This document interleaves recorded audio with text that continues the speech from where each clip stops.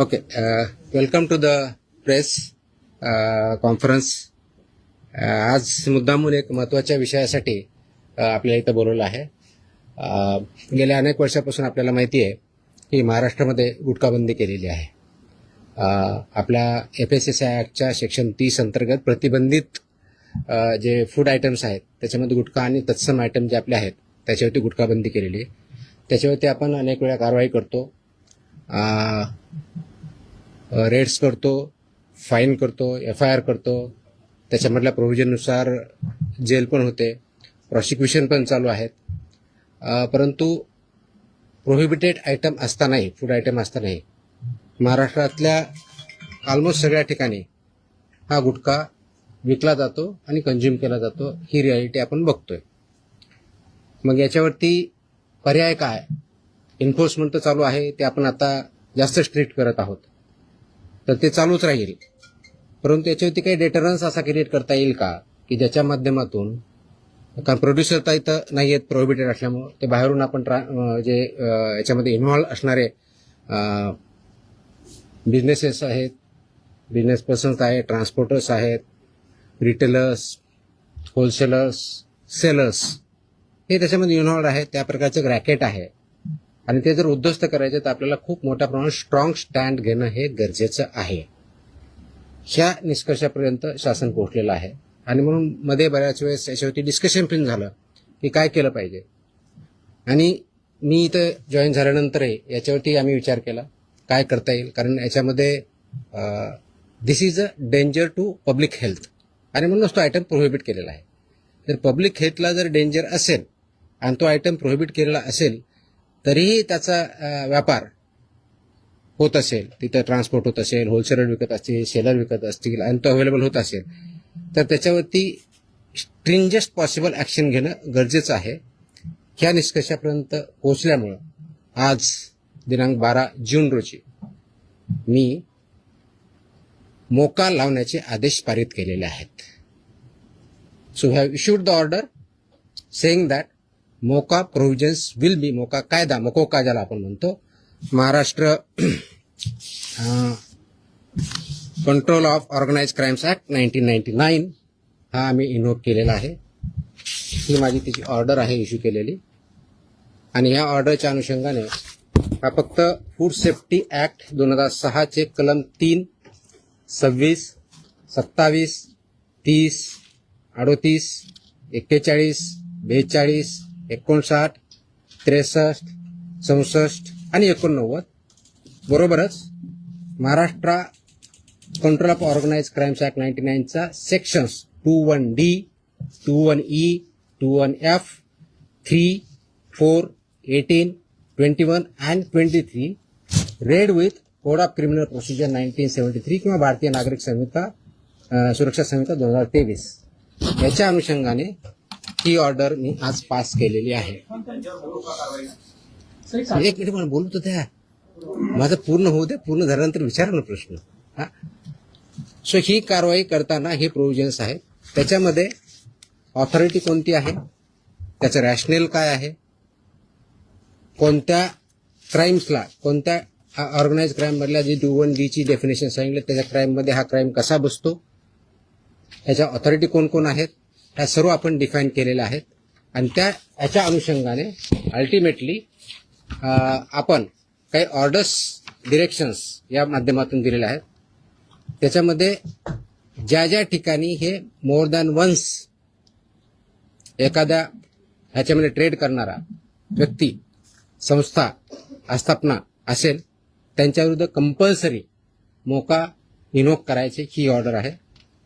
त्याचबरोबर section 23 of MCOCA ची जी process दिलेली आहे ती प्रोसिजर कंपल्सरी पाळायची हे पण आपण याच्यामध्ये आदेश दिलेले आहेत.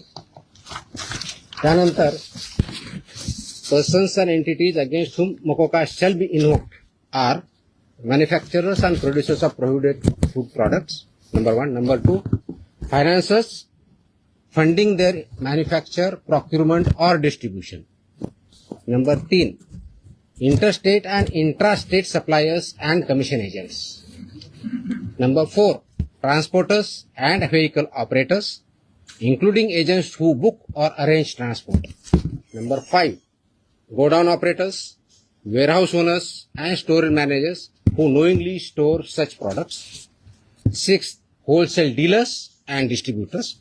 7th, sub-dealers and semi-wholesaler agents. 8th, retail sellers forming part of an identified organized network.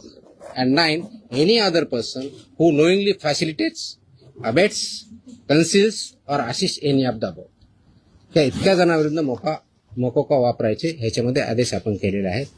त्याचबरोबर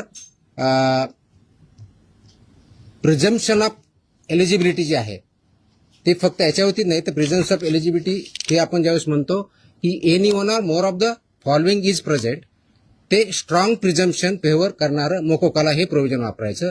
आणि no officer shall refrain without recording specific return reasons approved by joint commissioner. प्रोव्हिजनचं जे असेल त्याच्यामध्ये की interstate supply chain or manufacture nexus हे आपल्याला वरती न्यायचं प्रिझम्पशन ऑफ एलिजिबिलिटीसाठी वापरायचं. Clandestine godowns, fake labels, dummy firms or forged invoices याच्यासाठी सुद्धा हा वापरायचा आहे. Simultaneous seizures across multiple districts pointing to a common syndicate त्याच्यासाठी सुद्धा वापरायचं आहे. Corruption of enforcement officials or intimidation of informants of witnesses यासाठी आपण वापरणार आहोत. Seizure value exceeding ₹10 lakhs in a single action or ₹25 lakhs cumulatively from the same account or network. आणि financial flows indicating systematic profiteering including हवाला और बेनामी channels याच्या सुद्धा एस्केलेट करण्यासाठी हे सुद्धा प्रोव्हिजन त्याच्यामध्ये आपण वापरणार आहोत. याची ओरिजिनल ड्युटी आहे ते आपण फूड सेफ्टी ऑफिसरवरती देणार आहोत. डेजिग्नेटेड ऑफिसरच्या ड्युटी आपण याच्यात ज्याला असिस्टंट म्हणून त्यांना डिफाईन केलेल्या आहेत. जॉईंट कमिशनरच्यात केलेल्या आहेत. नेटवर्क वाईड प्रॉसिक्युशन करायचं हे आपण सांगितलं आहे. पार्शियल ऍक्शन घ्यायची नाही, कम्प्लीट घ्यायची. आणि कॉन्फिस्केशन, अटॅचमेंट अँड फोरफिचरचं कसं करायचं ट्विन ट्रॅक स्ट्रॅटेजी ती पण त्याच्यामध्ये सांगितलेली आहे. त्याचं प्रॉसिक्युशन रजिस्टर मेंटेन करायचं सांगितलेलं आहे. बेलला अपोजिशन करायचं सांगितलेलं आहे. आणि procedure compliance with the criminal procedure code हे सुद्धा आपण मॅन्डेटरी केलेलं आहे. याचा सर्वांचा ऑब्जेक्टिव्ह जो आहे बेसिकली आपण मोका का वापरतोय कारण हा स्ट्रिंजंट लॉ आहे, आय अंडरस्टँड. आणि त्याचं म्हणूनच खूप थॉट करून विचार करून याच्यावरती कायद्याचे जे कलम आहेत, सेक्शन्स आहेत त्याचा अभ्यास करून this order is basically done to prosecute in the interest of food safety in violation but as an organized crime against public health. हा क्राईम पब्लिक हेल्थच्या अगेन्स्ट आहे. आणि आर्टिकल 47 ऑफ द कॉन्स्टिट्यूशन जे आहे ते स्टेटला मॅन्डेट करतं. That is where my order begins with. आणि तुम्हाला कॉपी मी देईलच, प्रेस नोट बरोबर ही कॉपी पण असेल so that you can go through that order. It say the article 47 of the constitution of India cast upon a state primary duty to improve public health and in particular to bring about prohibition of consumption of substances injurious to health. हे already आपण prohibit केलेलं आहे.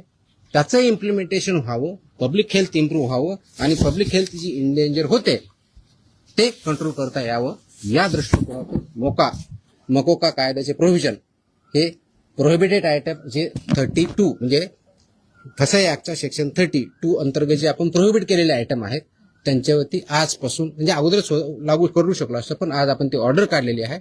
And it will be implemented completely across the state of Maharashtra.